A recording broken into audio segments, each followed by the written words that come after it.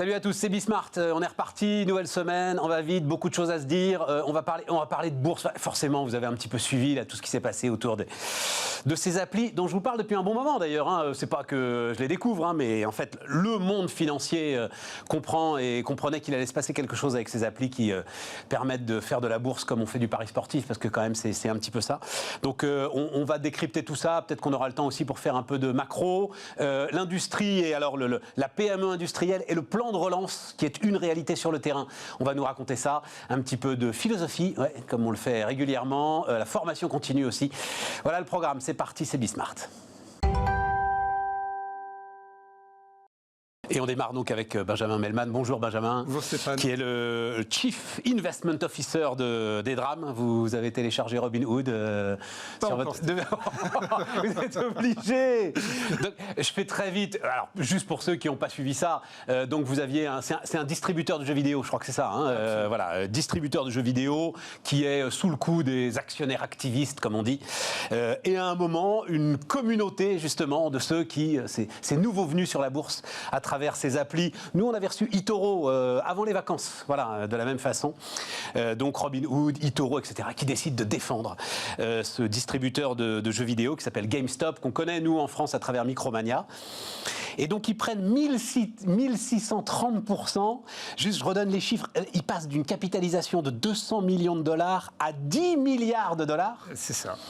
Évidemment, l'ensemble de ceux qui avaient, alors on dit shorté, c'est-à-dire pris des paris sur le fait que le titre allait continuer à baisser, se retrouvent rincés. C'est la victoire du peuple. C'est le peuple qui prend le pouvoir à Wall Street, Benjamin ? Est-ce que c'est la victoire du peuple? Non, en même temps, c'est le jeu boursier. Il y a des gagnants, il y a des perdants. Et ce qui est nouveau, c'est ce type de coalisation. Exactement. Qui se fait à coup de réseaux sociaux. Donc on sait qu'il y a beaucoup de choses en ce moment qui passent à travers les réseaux sociaux.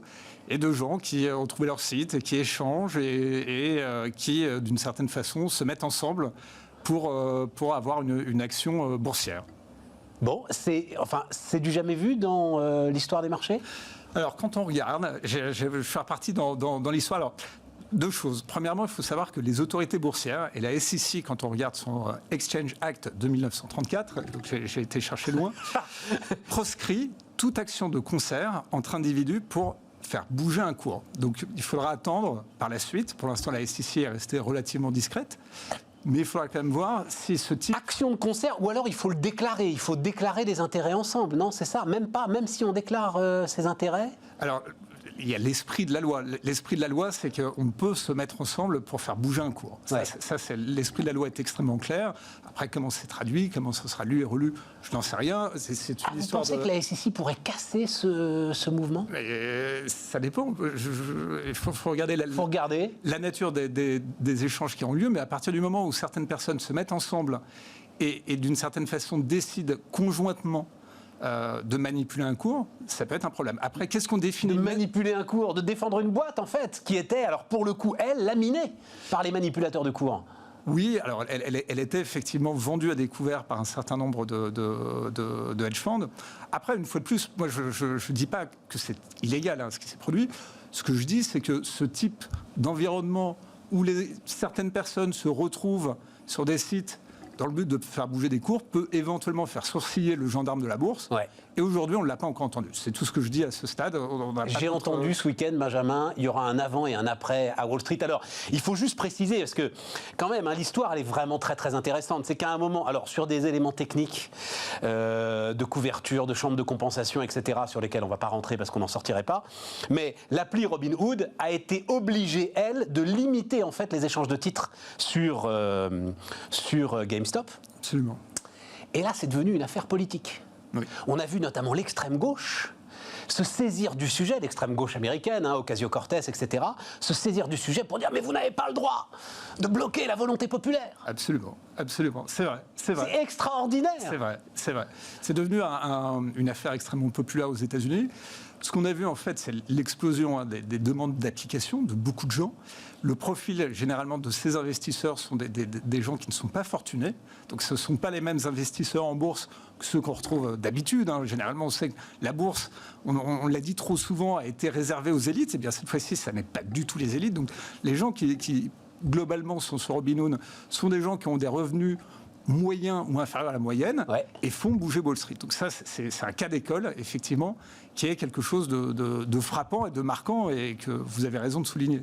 Il y aura un lendemain, Benjamin. Mais d'ailleurs, j'ai alors le chiffre là, parce que c'est évidemment lié alors au confinement, au fait qu'on n'a plus grand-chose à faire, et au chèque que reçoit la population américaine. Et donc j'ai ce chiffre, les ménages gagnant entre 35 000 et 75 000 $, pas très très loin de la classe moyenne quand même, hein, Benjamin, ont doublé leurs investissements boursiers dans la semaine qui a suivi la réception des chèques envoyés par le Trésor américain. Absolument, absolument.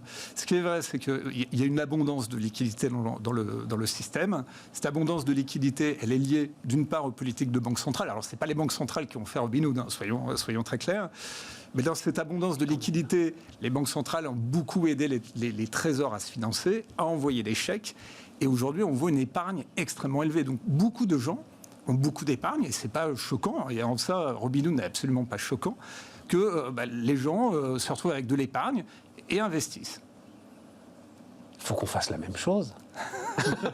Alors, j'ai plus les chiffres en tête, mais la porte-parole d'eToro qui était en Israël, d'ailleurs confinée, je me souviens très bien quand on avait fait l'interview, les chiffres étaient quand même assez spectaculaires de la façon dont en France, alors c'était plus eToro que Robinhood, hein, je crois, en France, le nombre de nouveaux acteurs boursiers, on est bien obligé de les appeler comme ça, qui est arrivé, mais j'aime bien ton lien avec la Banque centrale, Benjamin, parce que j'entends trop, ah oui, mais la Banque centrale, quand est-ce qu'à un moment ça retombe sur le peuple ? Regardez, voilà. D'une certaine façon, on peut le dire, à travers le Trésor qui a distribué des chèques. Oui. Absolument. Mais oui, mais c'est bien parce que la Banque centrale est là que le Trésor peut distribuer ses chèques. Plus facilement. Oui. Et on voit quand même se matérialiser aussi. Alors, oui, les dangers sans doute, parce que trop de volatilité, c'est pas bon, c'est bon pour personne. Mais donc, les dangers d'une surliquidité mondiale, Benjamin ? Aujourd'hui, effectivement, on voit des phénomènes de surliquidité qui est que de temps en temps, il y a des cours comme ça qui se mettent à avoir des comportements tout à fait atypiques. Aujourd'hui, c'est le tour de l'argent qui s'envole, pour des raisons mystérieuses et qui ressemblent... Non, pas mystérieux, ça a été la même chose. Hein. Absolument, voilà. Absolument. Sauf que j'ai compris que sur l'argent, il fallait à un moment quand même du stock physique. Enfin, qu'on ne pouvait pas trader l'argent aussi facilement qu'on peut trader une action de GameStop. Exactement, exactement. À partir de ce moment-là, la question d'une façon générale, c'est qu'il y a des comportements exubérants sur la bourse. C'est ni la première fois, ni la dernière fois qu'on observe ce genre de phénomène. Généralement, l'abondance de liquidité des banques centrales favorise ce type de phénomène. Cela étant, souvenons-nous de la bulle Internet, 95-2000, on a vu des valeurs qui ne gagnaient pas un centime, qui avoir des valorisations boursières, mais extraordinaires. Et il n'y avait pas d'abondance de liquidité non plus. Donc, on peut très bien faire des bulles, observer des bulles sans excès des banques centrales, mais il est sûr que quand les banques centrales font beaucoup de liquidités, elles favorisent, elles accélèrent éventuellement ce type de mécanique. Est-ce que tu crois quoi ? Tu crois qu'il va se passer quoi, Benjamin ? Il va y avoir on appelle ça les portes de saloon, hein, je crois, sur les marchés. C'est-à-dire qu'à un moment, il va y avoir un retour de bâton, comme il y en a assez souvent, et que beaucoup de ces jeunes gens vont se faire rincer et que ça va les vacciner. C'est un jeu très dangereux. C'est un jeu très dangereux. Alors, pourquoi c'est très dangereux ? C'est que beaucoup de ces investisseurs achètent des options. Et les options sont des produits plus complexes que les titres en tant que tel. Donc les options sur les produits, on peut perdre tout son capital, voire dans certains cas, selon la façon dont on se positionne sur les options, au-delà de son capital. Donc c'est un outil qui est très particulier, dont on dit qu'il est réservé aux professionnels de la finance, et c'est un outil à bien maîtriser. Donc, est-ce qu'aujourd'hui, ceux qui achètent des options maîtrisent complètement l'outil ? Je n'en sais rien. Mais non. J'aime bien ta prudence. Donc moi je dis mais non, évidemment que non. Et donc évidemment sur des titres qui sont très spéculatifs, où il y a des mouvements de flux à travers des produits dérivés qui ont des effets de levier et qui sont complexes, il y a évidemment un risque que beaucoup se fassent rincer entre guillemets. Et dans ces cas-là, le type de phénomène qu'on a observé dans le passé, c'est que ces investisseurs qui en général prennent un bouillon une fois, ne reviennent pas. C'est un oui, classique. Et tu as raison de dire on peut perdre avec ces options, on peut perdre plus que son capital. Absolument. Ouais. C'est quelque chose avec lequel il faut être très vigilant. Il nous reste 2 minutes. Ce qui a déclenché ce truc donc pour défendre GameStop, c'est justement alors actionnaires activistes, on dit short sellers, ceux qui parient à la baisse, etc. sur les titres. qui se justifie en disant on dénonce les irrégularités de marché, on donne de la liquidité à l'ensemble des titres, etc. T'en penses quoi, toi, de ces short sellers, de ces paris à la baisse? Elon Musk, là, il est en boucle depuis ce week-end pour dire continuez, il faut les défoncer, il faut les rayer de la surface des marchés, etc. Ils ont failli foutre Tesla par terre quand même, à un moment. Absolument. Qu'est-ce que tu en penses? C'est un outil comme un autre, c'est-à-dire que la possibilité, la capacité de vendre un titre à découvert existe à partir du moment où on peut organiser un marché. Donc, à partir du moment où il y a un marché, on peut emprunter un titre, et à partir du moment où on accepte les libres règles du marché, c'est pas choquant que ce type de mécanisme apparaisse. Donc, évidemment, il faut voir comment ce mécanisme est utilisé. Est-ce que aujourd'hui, ces ventes à découvert étaient particulièrement déstabilisatrices pour le système? Il n'y a rien d'évident qui permette de l'affirmer. Sincèrement, rien d'évident. Mais ce qui est sûr, c'est qu'aujourd'hui, ce mécanisme de vente à découvert est extrêmement challengé par l'émergence de ces nouveaux phénomènes. Donc, ils vont peut-être le faire avec un peu plus de prudence. Non, on se souvient notamment 2009-2010, où ça amplifiait la crise bancaire, par exemple, et où là, pour le coup, les autorités avaient dû prendre des décisions. Absolument. Et d'interdire les ventes à découvert sur les valeurs financières. Absolument. Mais c'est ça. À ce moment-là, les autorités de régulation ont toujours la possibilité de reprendre le contrôle face à ces short sellers. Exactement. Qui ont parfois le mérite, effectivement, de soulever des capots que personne n'ose soulever. C'est ça que tu penses, Benjamin? Exactement. Bon. Benjamin Mellman, donc le Chief Investment Officer d'Edmond Rothschild Asset Management, était notre premier invité sur Bismart. On repart, les amis, on repart avec... alors, j'ai dit plan de relance sur le terrain parce que c'est en partie de ça dont on va parler. Mais enfin, on va découvrir une pure PME industrielle. Et c'est quand même... Alors, Fleur Vacheron, bonjour Fleur. Bonjour. Ravi de vous recevoir. Vous êtes directrice commerciale de TDS, mais en fait, vous êtes co-dirigeante avec votre sœur, c'est ça? C'est ça, tout à fait. Nathalie Dubois et moi-même. PME qui fait 5 millions d'euros de chiffre d'affaires, 35 salariés. J'ai pas noté où c'était. Alors, en fait, le siège est en Savoie et le site de production est à Genasse, à côté de Lyon. Bon.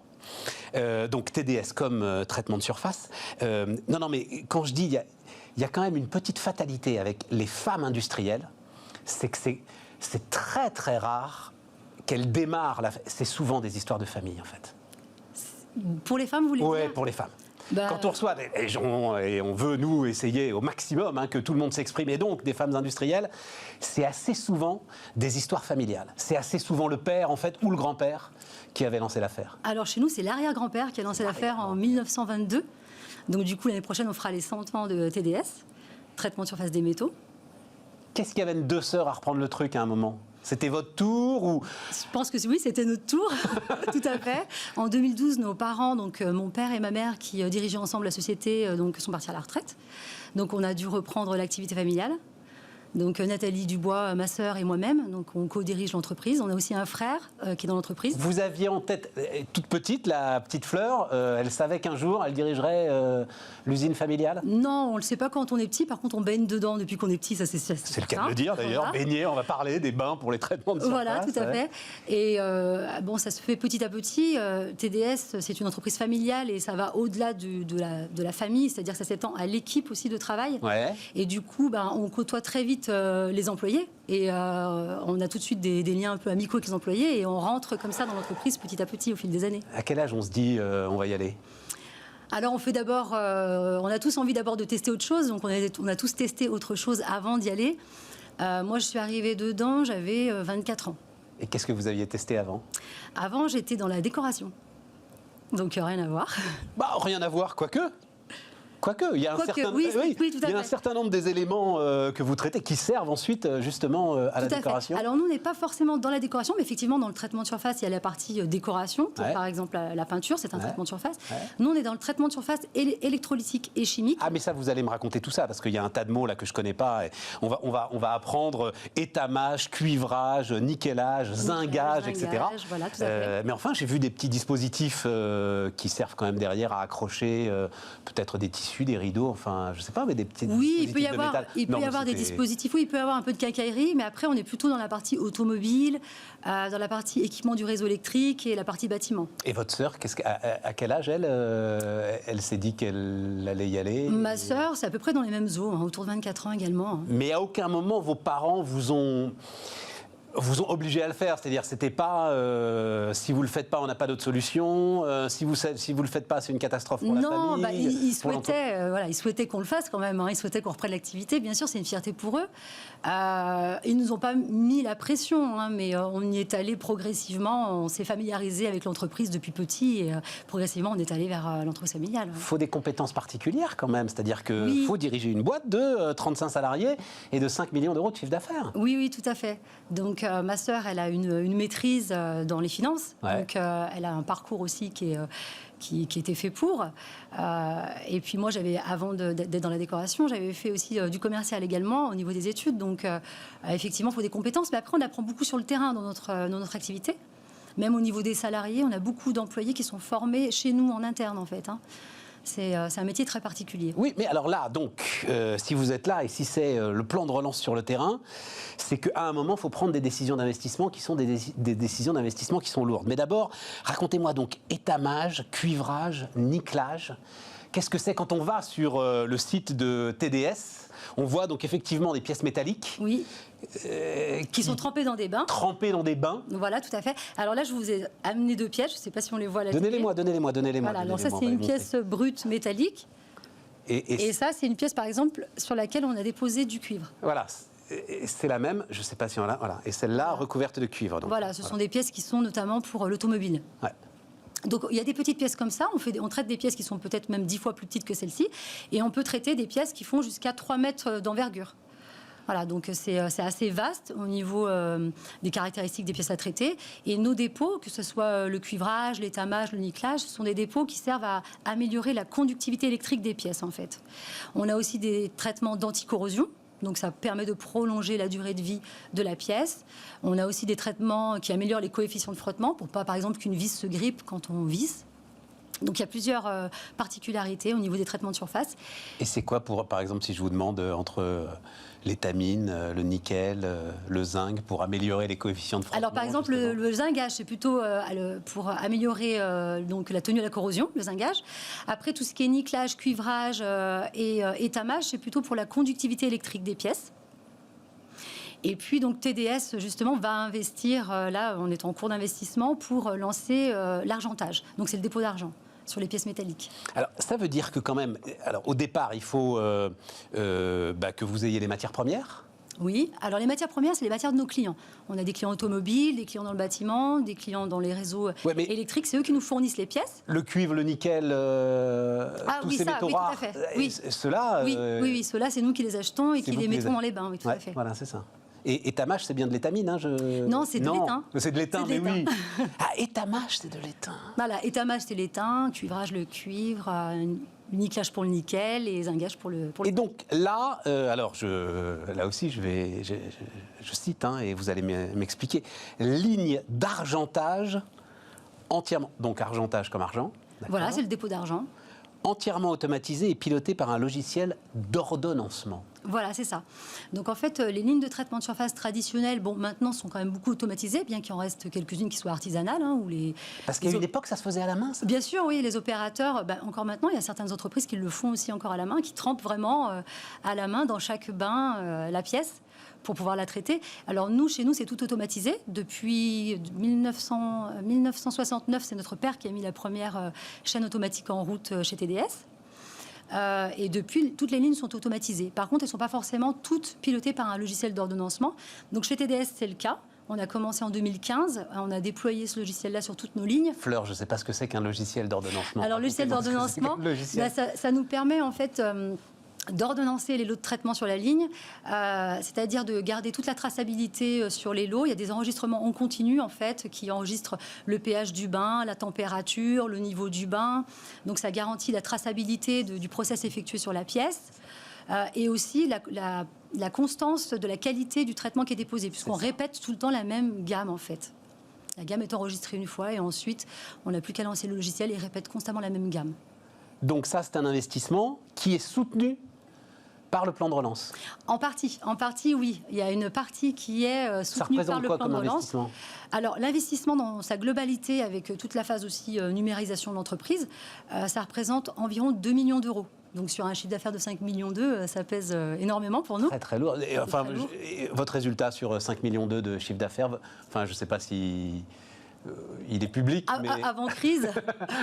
Et on va en parler justement, on va en parler de la crise. Oui, avant crise, le résultat moyen sur lequel...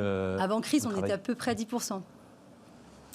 Ah ouais, donc ça fait c'est un très gros investissement. Très gros investissement. En fait, dans le traitement de surface, on n'investit pas une ligne... 4 ans de résultats. Là. Ouais, on n'investit pas dans une ligne tous les ans. Une ligne de traitement de surface, si on l'entretient bien, ça dure 30 ans. Donc, ce n'est pas un investissement que l'on fait régulièrement, en tout cas dans les sociétés comme la nôtre. Bien sûr. Donc, c'est quelque chose qui se prépare sur le long terme. Donc, c'est un projet que nous, on avait préparé depuis longtemps. Malheureusement, quand la crise est arrivée, on a dû geler le projet. Et on ne savait pas quand est-ce qu'on allait pouvoir relancer ce projet. Parce que forcément, on a été impacté comme tout le monde. Et donc là, c'est là où le plan de relance arrive. Voilà, le plan de relance arrive. Donc, oui, parce que du coup, on s'est dit peut-être finalement qu'on va pouvoir repartir, et c'est ce qui s'est produit. Donc, on a rempli notre dossier, tout simplement sur le site du gouvernement. On s'est fait un peu aider par la CCI, et puis donc le dossier a été admis, et on fait partie des 110 premiers lauréats. En fait, donc on est assez fiers parce qu'on est allé assez vite pour une petite entreprise. On a su rebondir. Mais je crois qu'il y a pas mal de petites entreprises qui ont été assez vite, justement. C'est ça qui est assez extra. Voilà. Et puis j'ai ma sœur, Nathalie Dubois, qui est assez réactive aussi, il faut dire, et qui lâche jamais le morceau. Donc on a quelqu'un qui a un tempérament fort dans l'entreprise, et donc elle a déposé le dossier, et on a eu cette subvention. Donc on est ravis parce que du coup on peut relancer le projet. Ça se matérialise comment, justement, cette subvention? C'est environ 40% de l'investissement, en fait. Eh oui, quand même. Ouais, quand même, ouais, c'est important. Avec des conditions de financement, j'imagine, qui sont très, très avantageuses? Des conditions de financement, c'est-à-dire que là, c'est une subvention. C'est une subvention. C'est une subvention, directe. oui, voilà, c'est ça. C'est une subvention. Alors nous, on a rempli, si vous voulez, le dossier pour l'industrie du futur, et notamment le véhicule du futur, en fait. Ouais. Donc notre ligne de traitement de surface s'inscrit en fait dans cette volonté-là de faire perdurer l'entreprise dans l'usine du futur, et notamment le véhicule du futur. Alors quand on dit véhicule... Pourquoi ? Parce que tout ce que vous me disiez sur la connectivité, etc. La conductivité électrique. La conductivité, voilà. Ouais. Ça peut coller avec le véhicule électrique. Tout à fait. Ouais. Alors bien sûr, quand on parle de véhicule électrique, souvent les personnes pensent que au véhicule électrique, mais on a aussi toute l'infrastructure autour du véhicule électrique qu'il va falloir mettre en place dans les villes, donc pour acheminer l'énergie, la transformer et la mettre finalement dans la voiture. Donc il y a toute une infrastructure, il va y avoir beaucoup d'armoires électriques, beaucoup de pièces de connectique, et donc c'est là qu'on se dirige. Enfin, il y avait des conditions quand même. Alors, vous avez rempli le dossier très très bien. Votre sœur fait ça très très bien, visiblement. Oui. Ok, génial. Mais il y a des conditions particulières maintenant qui sont liées à l'obtention de cette subvention. J'en sais rien, moi. Sur, par exemple, vos effectifs sur les 2-3 ans qui viennent. Sur... Alors, il y avait plusieurs critères. Alors, c'est vraiment. Bon, là, c'est vrai que c'est la partie de ma sœur. C'est dommage qu'elle ne soit pas avec nous aujourd'hui. Mais il y avait plusieurs critères, effectivement, dans le dossier. Je ne les connais pas tous par cœur, mais effectivement, il fallait, entre guillemets, cocher les cases quand même, les bonnes cases. Et d'ordinaire, on est souvent à côté, et là, on tombait pile dedans. Alors, l'autre point qui m'intéresse beaucoup quand même, c'est justement tout cet écosystème que vous représentez. C'est-à-dire, donc vous travaillez pour l'automobile. Oui. En gros, j'imagine les deux constructeurs français. Alors, indirectement, on n'est pas fournisseur de rang 1 pour l'automobile. D'accord. Donc, indirectement, nous, on fournit plutôt les équipementiers automobiles, tels que Bosch, Valeo. D'accord. Je ne sais pas si on a le droit de citer mais bien sûr, les équipementiers. Bosch, Valeo, Forcia, on va faire de Chaloux, à Schneider. Voilà, donc c'est des fournisseurs comme cela. Oui. Et qui, quand même, et c'est là où il y a sans doute une excellence dans ce que vous faites, c'est-à-dire... sont en ce moment en train d'essayer de rationaliser l'ensemble de leur supply chain, de rationaliser l'ensemble de leurs volants de fournisseurs, et même eux, ils descendent derrière, ils vont regarder un petit peu derrière le rang 1, ce qui se passe, etc. On a des audits, oui, tout à fait, en entreprise. On a régulièrement l'audit de l'équipementier automobile. Donc, ils viennent effectivement auditer l'entreprise, auditer l'outil de travail, auditer tout le process, en fait. Et ça veut dire qu'il y a de la place pour, aujourd'hui, des PME comme la vôtre ? Bien entendu. Oui. Je pense qu'il y a beaucoup même de petites PME qui servent les marchés de l'automobile. Tout à fait. Et quand le marché s'arrête, du jour au lendemain? Parce que c'est quand même ça qui s'est passé lors du premier confinement, au mois de mars. Oui. Ça a été un arrêt... Ça a été assez brutal. Alors, heureusement, on n'a pas que l'automobile, nous, dans notre métier, mais on a des confrères qui étaient 100% automobiles et qui ont vu leur chiffre d'affaires chuter de 90%. Alors nous, on n'est pas descendu jusqu'à là, on est descendu jusqu'à moins 45% du chiffre d'affaires. Par contre, on est toujours resté ouvert. Il n'y a pas du tout eu de fermeture chez TDS parce qu'on traite notamment des pièces qui vont dans les dispositifs pour les respirateurs, pour les hôpitaux. Donc du coup, nos salariés étaient très sensibilisés par rapport à ça et eux-mêmes n'ont pas voulu fermer l'entreprise et ont voulu continuer à servir la France dans ce moment-là parce que à ce moment-là, c'était compliqué et il fallait être présent pour pouvoir répondre à la demande. Et mais est-ce que sur la réflexion, alors vous allez me dire c'est peut-être encore votre sœur, mais la réflexion que vous pouvez avoir sur la solidité de l'entreprise, sur les fonds propres, sur tout ce dont on a besoin si jamais un choc comparable devait se reproduire, est-ce que ça a fait avancer là-dessus Oui, c'est-à-dire que pour l'instant, on est assez précautionneux. Je veux dire, on est sorti d'une crise, on espère qu'on est sorti d'une crise parce qu'on ne sait pas. Mais a priori, en tout cas, on a déjà peut-être vécu le pire. Le pire est peut-être derrière nous. Donc, en tout cas, c'est ce que vous pensez puisque vous investissez. Voilà, tout à fait. Donc, la subvention fait beau 40%, a beau faire 40%, il en reste 60 quand même. Tout à fait. Qu'il faut aller chercher auprès des banques. Hein. Tout à fait, oui. Donc du coup, non, on pense avoir vécu le pire. Hein, donc je pense comme pas mal d'industriels aujourd'hui. Donc on se focalise sur l'avenir et de toute façon, il faut avancer. Je veux dire, quand on est dans le navire, il faut y aller. Hein. Vous étiez là en 2008-2009, vous n'étiez pas là encore. Si, j'étais là, oui. Vous étiez déjà à la tête de la boîte? Pas à la tête, non. Nos parents sont partis. Non, nos parents, voilà, ma mère et mon père sont partis en 2012. Comparable, plus dur.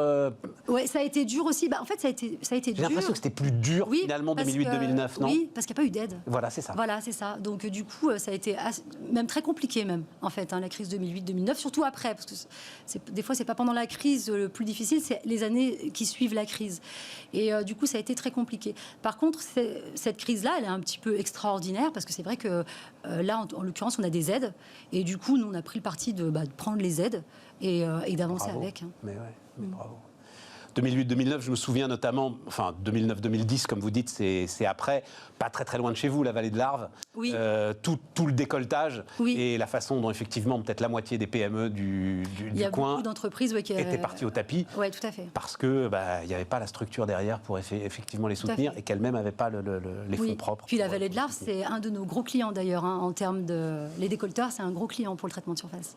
Ouais, oui, c'est assez logique finalement. Oui, tout à fait. D'abord, ils sont très automobiles aussi. D'abord, ils font la petite pièce et ensuite, ils vous l'envoient pour le traitement. Et c'est tellement particulier comme job, traitement de surface, qu'il n'y en a pas un qui se dit, tiens, je vais investir et comme ça, je vais pouvoir faire et le décolletage, c'est-à-dire et l'usinage de la pièce, voilà. Oui. Et le traitement derrière. C'est une partie qui est assez compliquée. Il y a pas mal d'entreprises qui sont intégrées, c'est-à-dire qui ont leur propre ligne de traitement de surface. Ça existe en France, hein, bien entendu, des fabricants de pièces. Mais il y en a beaucoup qui ont externalisé ça pour ne pas avoir à gérer toutes les problématiques environnementales. Parce que, mine de rien, le traitement de surface, il faut s'équiper d'une station d'épuration, il faut avoir un laveur d'air, il faut traiter les airs, il faut traiter les eaux, il faut être raccord avec tout ce que demande la DREAL. Donc, du coup, il y a quand même un gros travail de fond à faire, notamment par rapport à l'environnement. Et généralement, les entreprises, des fois, préfèrent laisser ça à des spécialistes, en fait. Hein. Direction régionale de l'environnement, DREAL. Oui, c'est la direction régionale de l'environnement, de l'aménagement et du logement. Et du logement. Bon. C'est formidable, Fleur. Alors, je l'ai cité 2-3 fois, c'est le patron de BPI France. BPI qui est d'ailleurs le truchement de l'ensemble de ces aides. Voilà, c'est à travers BPI France que tout cela passe. Donc, une fois encore, on peut les féliciter. Et qui était venu ici et qui avait dit, en fait, moi, ce que je voudrais dire aux entrepreneurs, c'est oui, on est dans le brouillard, mais je suis sûr qu'il n'y a pas de mur derrière, donc il faut accélérer. C'est exactement ce que vous faites, en fait. Hein. Oui, c'est ce qu'on fait. De toute façon, comme je vous disais tout à l'heure, on est dans le navire, donc il faut y aller. Et puis, des crises, on en a connues depuis 1922, dans la famille, en tout cas. Donc, je pense que c'est un petit peu dans l'ADN et il faut rebondir. On n'a pas le choix, donc on rebondit. Et cet investissement, donc on est à 5 millions d'euros de chiffre d'affaires, cet investissement, donc ligne d'argentage entièrement automatisée et pilotée par un logiciel d'ordonnancement. Voilà. Oui, fabriqué en France. Fabriqué en France. Ça, c'est important aussi de le dire, parce que c'est vrai que finalement, la subvention aide, entre guillemets, TDS et puis l'industrie du futur, mais ça nous permet aussi de faire travailler des fournisseurs qui sont en France. Donc la ligne est fabriquée aussi en France. Et ça va vous permettre de développer ce chiffre d'affaires? Oui, ça va nous permettre de développer le chiffre d'affaires et ça nous permet surtout de répondre aux besoins de notre client en termes de conductivité électrique. Aujourd'hui, on faisait le nickel, le cuivre et l'étain. Et avec l'argent, on va monter en gamme et en compétences dans ce domaine-là. Fleur Vacheron, donc, directrice commerciale de TDS, co-dirigeante de TDS, c'était notre invitée sur Bismart. On repart les amis, on repart avec la philosophe Gabrielle Alperne qui vient nous voir régulièrement, docteur en philosophie. Bonjour Gabrielle. Bonjour Stéphane. Gabrielle qui, alors vous le savez, si maintenant vous nous regardez régulièrement, réfléchit sur, tiens je te cite d'ailleurs Gabrielle, sur ce trésor que constitue l'approche hybride. Exactement. Hein, c'est ça ton idée, c'est ça ta quête. Bon. Et là, ce qui va nous intéresser, c'est ce que j'ai appelé la grande transformation des métiers. Oui, tout à fait. Alors, Vas-y, démarre. En fait, donc, effectivement, voilà, le trésor que constitue l'hybride, ce que j'explore à travers mes travaux de recherche en philosophie, et donc un livre qui est sorti il y a peu de temps, Tous sans tort, éloge de l'hybridation. Voilà. En vente dans toutes les bonnes librairies. Exactement. Où l'idée est effectivement de montrer que nous assistons à une grande tendance de l'hybridation de notre monde. Voilà, une grande tendance vers l'hybridation de notre monde dans absolument tous les domaines de notre vie. Alors effectivement, là, on est sur des sujets économiques, mais on peut le voir dans l'hybridation effectivement des secteurs, hybridation des objets. On voit qu'il y a une hybridation également entre l'industriel et le serviciel, une hybridation des usages, des fonctionnalités, des consommateurs. Bref, on est dans un monde hybride. Et c'est une chance absolument extraordinaire. Alors c'est une chance et il y a effectivement un certain nombre de conséquences qui en découlent, d'où le fait que hybridation des secteurs, hybridation des objets, hybridation industrielle, servicielle, tout ça, ça mène forcément à une hybridation des métiers, à une hybridation des compétences, voilà, auxquelles il va falloir faire face. Alors, justement, cette hybridation, c'est ça qui est intéressant. Qu'est-ce que tu appelles faire un pas de côté? Tu dis, il faut que chacun d'entre nous, finalement, dans son métier, fasse un pas de côté. Exactement. Alors, ça, je m'appuie sur les travaux d'un philosophe extraordinaire qui s'appelle Elias Canetti, et qui a cette phrase. Il dit « La vie est un éternel rétrécissement. Donc, de manière justement à ce que ça se rétrécisse pas trop à la fin de nos jours, il faut savoir jeter l'encre le plus loin possible. » Alors cette phrase extraordinaire, savoir jeter l'encre le plus loin possible, eh bien c'est aller vers ce que l'on ne connaît pas, s'intéresser à ce qui semble le plus radicalement différent de soi, parler avec des gens qui sont différents de nous. Donc on voit la bulle des réseaux sociaux, enfin voilà, la consanguinité, donc c'est effectivement aller découvrir des gens qui sont différents de nous, mais c'est aussi, en termes de formation initiale ou en termes de formation continue, s'intéresser effectivement à d'autres types de compétences. Voilà, je suis juriste. Bon, est-ce que c'est vraiment important en termes de formation continue que je ne fasse effectivement que du droit, ou peut-être que j'aille vers le marketing ou vers le design. Si je suis DRH, ça peut être intéressant que j'aille voir du côté des systèmes d'information. On a vu là, au moment de la crise financière, de la crise sanitaire. Heureusement pas financière, voilà, on vient d'en parler justement. De la crise sanitaire, que le DRH et le DSI avaient dû vraiment s'hybrider et travailler vraiment main dans la main pour pouvoir faire en sorte que la collaboration, les équipes puissent travailler à distance. Tout à fait. Voilà. Et donc, c'est ça faire un pas de côté. Ça veut dire quoi? Je reviens avec le DRH. C'est ça faire un pas de côté. C'est justement s'intéresser à d'autres trucs que ma case, mon métier, ma petite identité professionnelle, mon secteur. Voilà, faire un pas de côté. Jeter son encre le plus loin possible. Oui, c'est magnifique. Ouais, c'est magnifique. Mais le DRH, le DSI... Ah oui, alors pour le DSI, aller sur le RH, c'est sans doute jeter l'encre. Oui. Le DRH, il y a un moment qui comprend que son métier est en train de se digitaliser. Alors, oui, mais c'est pas tant de la digitalisation. C'est tout le sujet, effectivement, c'est l'intranet. C'est aussi même le rapport à l'outil. Et comment est-ce que l'outil peut déterminer tel ou tel type, par exemple, de comportement ou de collaboration. Et donc, il y a effectivement un certain choix d'outils, un certain nombre de choix à faire. Et là, pour le coup, c'est intéressant qu'il y ait quand même une véritable hybridation. C'est pas juste un sujet numérique. Voilà, ça va quand même vraiment au-delà des systèmes d'information et des outils à disposition. Mais alors ça, c'est même quelque chose... C'est jamais juste un sujet numérique. Non. Le numérique, c'est pas je fais la même chose, sauf que je le fais sur ordinateur. C'est genre le prof qui fait son cours en PDF et qui a l'impression d'être innovant et de faire du numérique. Non, c'est pas ça. Et c'est pour ça que faire un pas de côté, ça entraîne une métamorphose. Voilà. Et donc, l'enseignement à distance, eh bien, ça doit entraîner une métamorphose de l'enseignement. Et ça, dans absolument tous les métiers qui sont touchés de près ou de loin par le numérique, il ne faut pas se dire que l'avenir, c'est mon métier plus Internet. Non, sinon on se plante. Mais c'est comment est-ce que le numérique va venir révolutionner, métamorphoser mon métier, et comment aussi mon métier peut venir métamorphoser le numérique et la manière dont on utilise des outils numériques. Et alors, c'est toute la réflexion qu'ont les managers aujourd'hui. Les managers se disent, OK, comment est-ce que maintenant je manage en télétravail ? Oui. Ta conviction, c'est que si... alors maintenant, il est évidemment trop tard, hein, on se retrouve au pied du mur, il faut bien l'escalader. Mais avant, c'est bien en allant jeter son encre le plus loin possible qu'on trouve plus facilement des réponses. Exactement. Alors non seulement qu'on trouve plus facilement des réponses... Même si ça n'a rien à voir. Même si ça n'a rien à voir. Même si ça n'a rien à voir. Alors, deux choses. Le sujet dit de l'innovation... Et donc voilà, qui me semble effectivement intéressant à soulever, et le sujet de la transversalité, dans la collaboration. Si on est dans le sujet, par exemple, de l'innovation, si on veut pouvoir trouver des relais de croissance, surtout à l'heure de la crise sanitaire qui remet en question des modèles économiques, des métiers, des secteurs entiers, il faut hybrider les secteurs. Enfin, si on veut trouver, voilà. Donc, par exemple, là, c'est intéressant. On a vu que au CES de Las Vegas, il y avait une hybridation des secteurs automobiles et de la santé. Où là, petit à petit, il y a une forme un peu de convergence. Où on se dit que, par exemple, la voiture demain pourrait être un outil de mesure de plein de choses, de notre attention, de notre vision, de notre rythme cardiaque. Enfin, voilà. C'est intéressant parce qu'on pourrait se dire finalement peut-être que un jour, en conduisant, demain. Le fait de conduire pourrait être une sorte un peu de check-up ou de bilan de santé. J'ai raté ça. C'était à Las Vegas, alors, ça. En tout cas, voilà, cette hybridation. Après, c'est moi qui effectivement. C'est toi qui pousse justement l'encre. Donc c'est là, c'est intéressant, c'est que si je suis un fabricant automobile et que je ne recrute que des gens qui sont spécialisés dans l'automobile et que je ne fais que les former dans des sujets automobiles, je veux dire, je vais me planter. Voilà. Il faut justement que je puisse recruter des centaures. Donc des centaures, c'est effectivement des personnes qui ont des doubles diplômes, des doubles formations et qui vont être entre guillemets. Et là, on arrive sur le sujet de la transversalité, qui vont être ces passeurs, ces traducteurs. Très souvent dans les entreprises, ou même les institutions publiques, on parle de transversalité. Mais en fait, en gros, ça n'est qu'un discours, c'est de la théorie. Si on veut qu'il y ait une véritable transversalité et que les gens de différents services parlent la même langue, ou en tout cas arrivent à se comprendre, il faut qu'on ait quelques centaures. C'est-à-dire une personne qui a à la fois fait du commercial et de la R&D, un DRH qui sait aussi ce que c'est que le juridique, un comptable qui sait ce que c'est que le design, etc., etc. Pour faire en sorte que, enfin, quand on a autour de la table des gens radicalement différents, qui sont un peu dans leurs identités professionnelles, voilà, vont arriver à se croiser, à s'entremêler, à se rencontrer. Voilà. C'est vraiment ça le sujet. C'est faire un pas de côté, c'est faire un pas vers l'autre.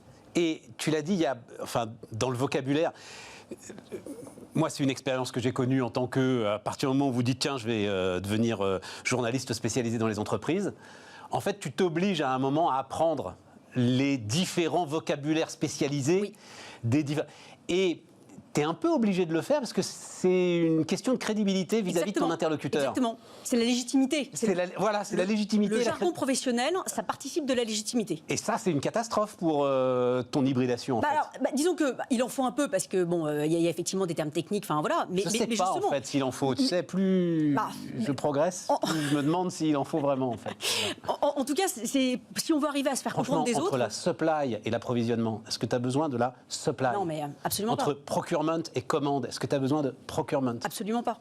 En tout cas, si on veut aller répondre... P2P en le process de bout en bout, est-ce que tu as vraiment besoin à chaque fois Absolument pas.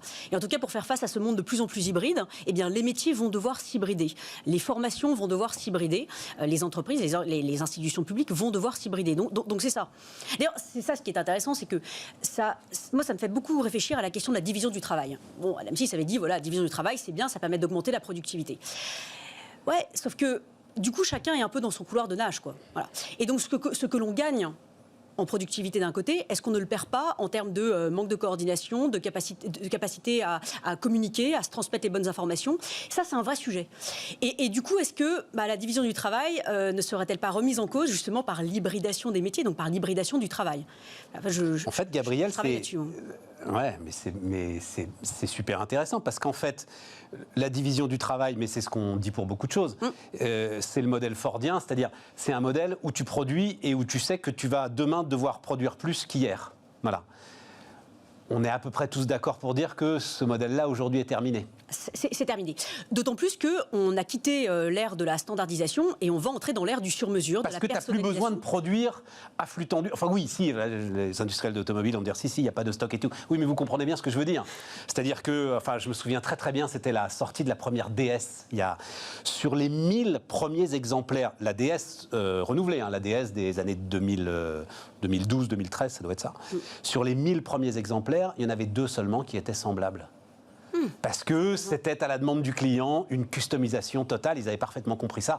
Bon, après, le problème, c'est que ça coûtait cher, que c'était compliqué à industrialiser et que finalement, ils se sont plantés là-dessus. Mais c'était ça l'idée.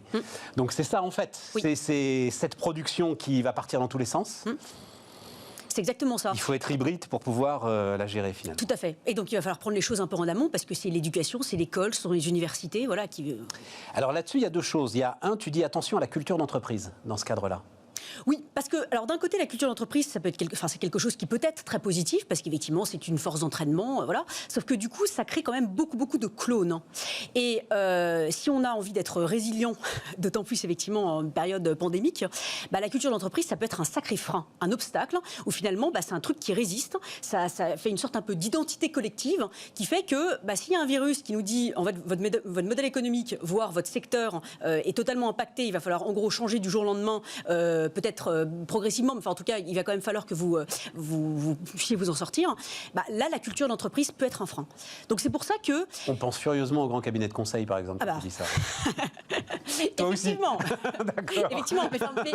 Oui, mais même, par exemple, entreprise de luxe. Non, mais je veux dire, voilà. Et parfois, la culture d'entreprise se transforme un peu en caricature. Donc justement, c'est important. Et en prison. Voilà. Et ce qui est terrible, c'est que beaucoup de recruteurs disent, moi, quand je recrute quelqu'un, j'ai un peu mes critères. Il faut que ses valeurs ou son mindset, son état d'esprit correspondent à la culture d'entreprise. Alors du coup, c'est terrible parce qu'en fait, plus je recrute et plus je renforce cette culture d'entreprise, je la rigidifie.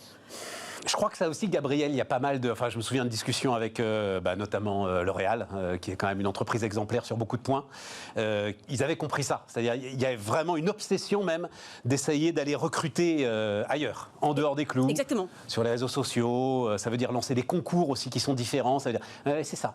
Tout à fait. Hybrider totalement les méthodes de recrutement. Et responsabiliser les DRH, parce que c'est là où les DRH jouent un rôle, ont une mission qui est absolument fondamentale, c'est justement, ils sont responsables de cette hybridation. Donc quand il y a des sujets effectivement de formation continue, ils vont devoir pousser, inviter leurs collaborateurs à jeter l'encre le plus loin possible. Et quand ils recrutent, encore une fois, je suis DRH dans le secteur de l'automobile, et peut-être recruter quelqu'un qui n'est peut-être pas spécialiste de l'automobile, qui n'a aucune expérience dans le sujet, mais qui a une expérience dans un autre secteur, et justement son regard qui est frais va lui permettre va permettre à l'entreprise de faire un pas de côté.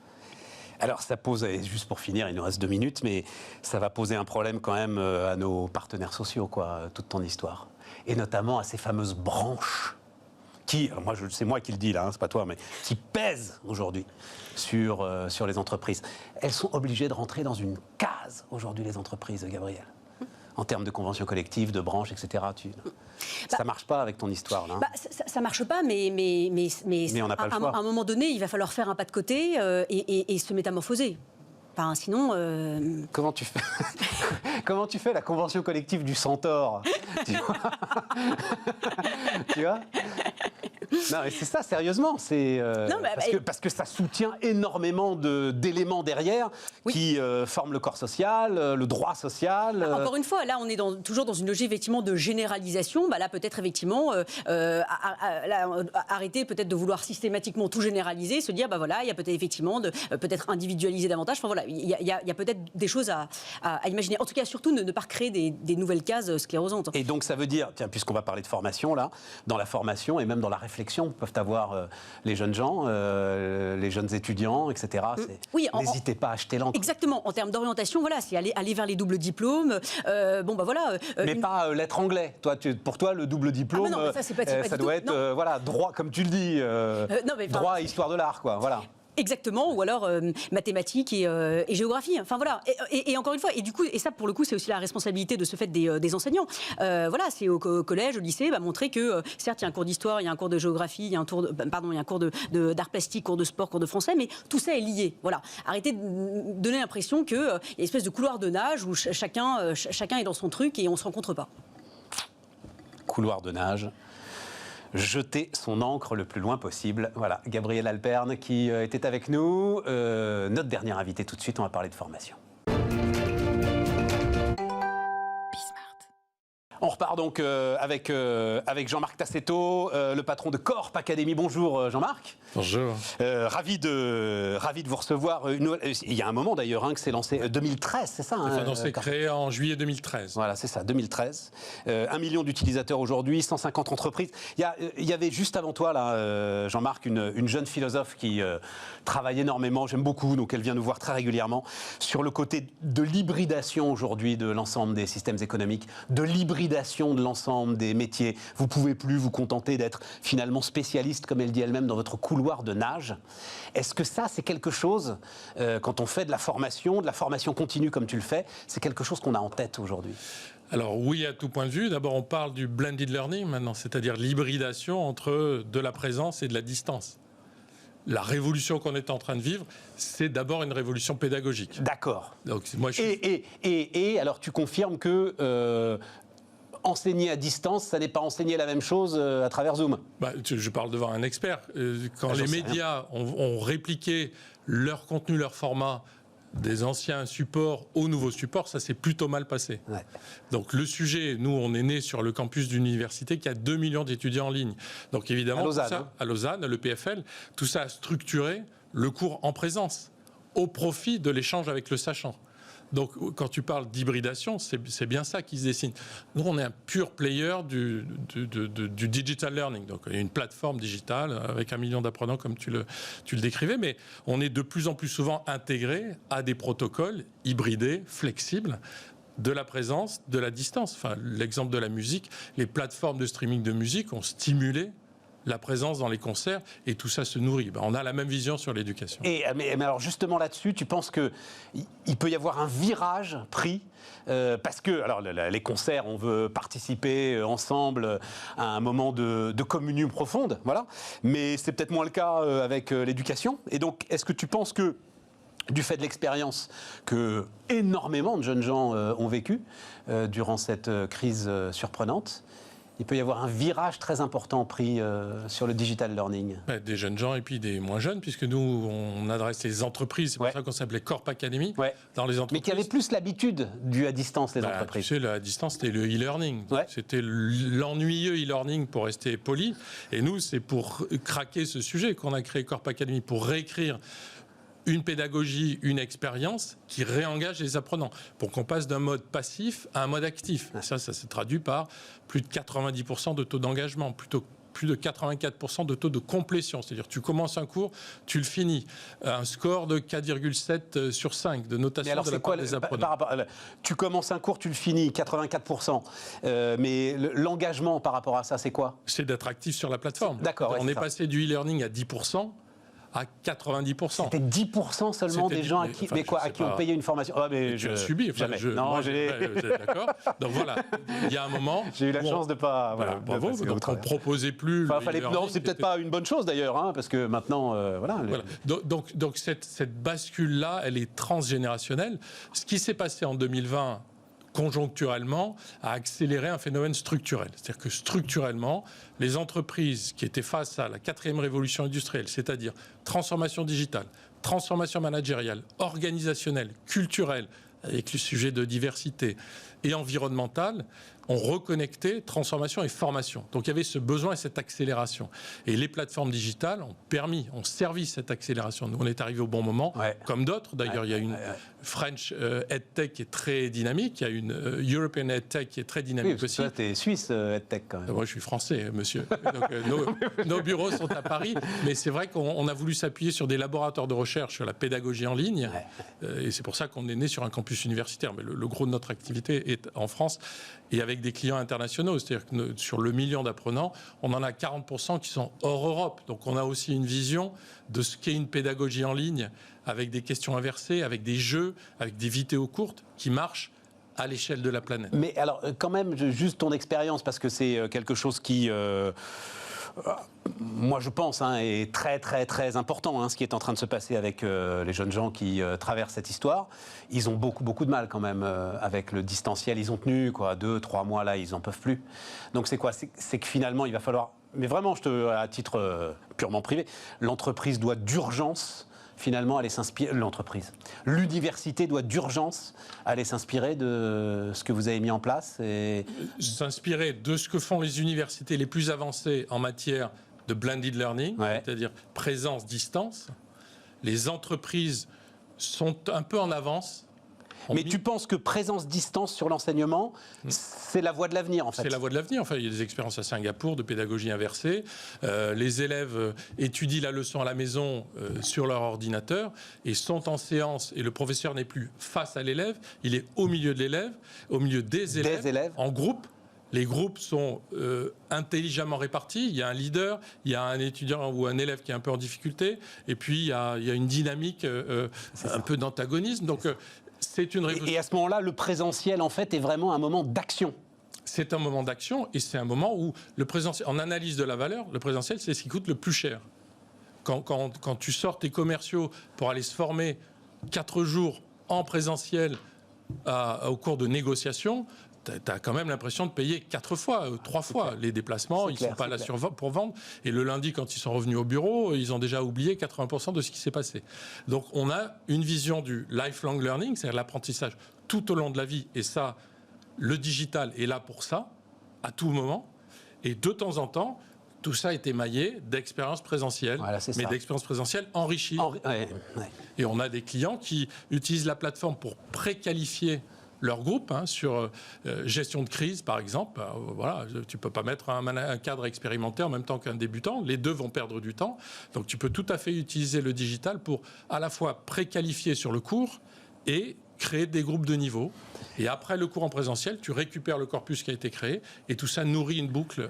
Alors, j'ai titré « Renouveler ses compétences ». En fait, j'aurais aimé titrer, je crois que je l'ai vu sur ton site, si vous avez été diplômé, mais ça ne rentrait pas, il y avait trop de caractères. Si vous avez été diplômé il y a 10 ans, alors vous ne savez plus rien. Et on a 10 ans pour être bien élevé, si tu veux. Mais c'est cette notion de... Et ça s'accélère, ça ça s'accélère. C'est-à-dire que cette 4e révolution industrielle, elle a une caractéristique. Dans l'histoire de l'humanité, il y a déjà eu des révolutions industrielles. Cette caractéristique, c'est la vitesse. Structurellement, tous les rapports McKinsey, du World Economic Forum, mettaient en évidence le ratio destruction d'emplois, création d'emplois qui n'existe pas encore ou auquel on n'a pas encore pensé. Tu rajoutes à ça l'estimation des 250 millions de jobs détruits par le Covid. Donc tu as face à toi un monde incertain. Donc face à un monde incertain, il n'y a qu'une certitude, c'est d'être en permanence en situation de renouveler, d'enrichir tes compétences. Et pour ça, il faut déployer des solutions. Il faut déployer des solutions économiques, efficientes. Et efficiente, ça veut dire hyper individualisée. C'est-à-dire que toi et moi, on a fait à peu près les mêmes études, on vit à peu près dans les mêmes milieux, mais on a des façons d'apprendre radicalement différentes et spécifiques. Et le digital, ça permet d'hyper massifier et d'hyper individualiser. Mais comment est-ce que tu peux développer des formations pour des métiers en fait, qui n'existent pas ou qui émergent ou qui démarrent ou dont on ne connaît pas forcément le potentiel ? Ben, tu sais, alors d'abord, les nouveaux métiers, c'est quand même pas tout à fait une génération spontanée. Tu as des signaux faibles, et puis, il faut quelques donc ça veut dire, alors déjà, par exemple, tu es à l'écoute des signaux faibles. Enfin. L'écoute des signaux faibles. Et sur le digital, je te prends l'exemple de la plateforme qu'on a déployée pour la PHP. Je voulais qu'on parle de ça, oui. Oui, mais lundi 16 mars, on met à disposition notre plateforme Pro Bono pour la PHP. Je reçois dans l'après-midi le hockey de François Crémieux et Hirsch. Qui sont les dirigeants de la PHP ? Qui sont les dirigeants de la PHP. 2 jours après, la plateforme est ouverte. 10 jours après, il y a 15 cours et 20 000 apprenants. Et des cours de quoi ? Des cours là sur Covid-19 et gériatrie, Covid-19 et trachéotomie, les bases du Covid-19. Enfin, donc ce sont des cours qu'on a fait sur notre plateforme. Que tu as été chercher. On est allé chercher les experts de la PHP. Nous, on a un protocole, on a une méthode. Notre métier, c'est de délivrer des cours aux entreprises. Et c'est d'aider les entreprises à créer leurs propres cours. Donc cette méthode-là, on a une plateforme, on a un outil auteur, on a des chefs de projet, on a des instructional designers. Voilà, donc ça, on sait faire. Ouais, donc si tu veux, aujourd'hui, demain... Tu vas chercher l'expert. Tu vas chercher l'expert. Combien de temps tu passes avec l'expert ? Enfin, j'en sais, pardon, mais j'aime les détails. Mais... Créer un nouveau cours, c'est 2 mois. Oui, mais là, tu n'as pas passé 2 mois sur le Covid, non, ça s'est fait. Voilà, c'est ça. Là, c'est session d'urgence. Donc en 2-3 heures, on est capable de mettre un truc d'équerre. La notion de formation face à un métier en tension, si tu veux, le niveau de stress diminue. Parce qu'on est sur des cycles qui, de toute façon, seront toujours beaucoup plus rapides que l'identification de ces métiers, l'émergence de ces métiers.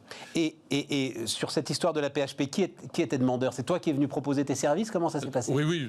D'abord, on formait déjà des infirmières. Enfin, vous travailliez avec la PHP? J'étais très connecté avec leur direction générale. Donc, on a fait la proposition et ça a matché tout de suite. C'est la première fois qu'un directeur général me répond en 7 minutes. Parce qu'il sentait lui-même qu'il était en train d'être complètement débordé par les besoins, les demandes. Quelques-uns des apprenants, parce que j'aime toujours savoir ce qui se passe. J'ai discuté avec une infirmière qui était en psychiatrie depuis 15 ans et qui se retrouvait en département d'urgence Covid-19. Oui, voilà. Donc il faut très vite, là c'était l'illustration en situation de crise de upskilling, reskilling. Se former, transformer sa formation initiale. Ça n'a pas été beaucoup raconté, cette histoire-là, Jean. Combien... Non, mais c'est parce que ça me bluffe. Alors, le défi technique, tout ça, machin, que vous relevez, etc. Mais à la limite, j'ai presque envie de dire, c'est votre job. Oui. Non, c'est de la part de ceux qui se sont mis à apprendre. C'est-à-dire que tu es dans un stress qui est quand même un stress de dingue, sur une maladie dont tu ne connais rien, et en plus... Tu dis, c'est quoi? C'est sur portable que c'est diffusé, ce genre de truc? C'est responsive design, c'est-à-dire c'est sur l'écran de ton choix. Que tu veux. Portable, tablette. Et tu dis, tu vas passer 1 heure après avoir vécu une journée de dingue. Tu vas encore passer 5 minutes, 10 minutes, 2 heures. Donc nous, notre métier à nous, ça a été de réinventer des formats. Ça a été de sourcer les contenus, d'identifier les lignes éditoriales et les thèmes, parce qu'on voit bien en situation de Covid les thèmes qui ont émergé. Tester vos soft skills, l'efficacité au travail, l'agilité, l'émergence du sujet Big Data, gestion du stress et des émotions, l'équilibre de vie pro-perso, l'avenir du futur, donc anticiper le monde de demain. Donc on voit bien aussi au travers de notre catalogue de 1700 cours coédités avec plus de 80 éditeurs, Duno, Erol, Faber Novel, Fideo Arts à Londres, IBM, Think Academy nous a ouvert toute sa librairie aux États-Unis. On voit aussi ce qui intéresse les apprenants. Et allez, on va terminer là-dessus. Il faut créer des scénarios. Oui. Tu me parlais de séries télé, par exemple, pour essayer d'apprendre. Enfin, mais ça, j'ai toujours pensé que c'était une tarte à la crème, ça. Que apprendre, c'est apprendre. Que, en fait, on s'amuse pas en apprenant, c'est pas vrai. J'ai toujours pensé ça. Je me trompe? Alors, il y a 2 sujets. Le gaming, le jeu, aide à apprendre. Apprendre, c'est difficile, ça restera difficile. On est d'accord. Des théoriciens type Piaget ou des praticiens type Montessori ont démontré quand même que le jeu a un impact sur l'effet d'apprentissage. Et nous, on a des millions de battles qui sont joués sur notre plateforme. On vient de passer le cap des 100 millions de questions répondues. On a créé une série policière Suspect. Donc, on invente des nouveaux formats. Mais c'est de la vraie formation, ça aussi. C'est de la pédagogie. Alors, c'est pour ça qu'on a voulu se connecter à des scientifiques de la pédagogie en ligne. Parce que c'est une ligne de crête.